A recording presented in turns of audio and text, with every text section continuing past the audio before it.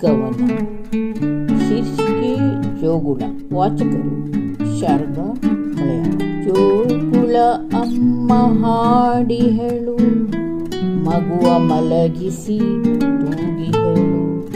ಜೋಗುಳ ಅಮ್ಮ ಹಾಡಿಹಳು, ಮಗುವ ಮಲಗಿಸಿ ತೂಗಿಹಳು.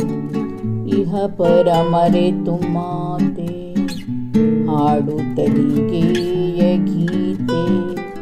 ಇಹ ಪರ ಮರೆತು ಮಾತೆ, ಹಾಡುತ್ತಲಿಗೆಯ ಗೀತೆ.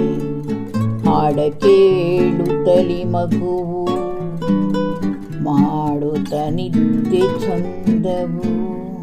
ಹಾಡ ಕೇಳುತ್ತಲಿ ಮಗುವು, ಮಾಡುತ್ತ ನಿದ್ದೆ ಚಂದವು.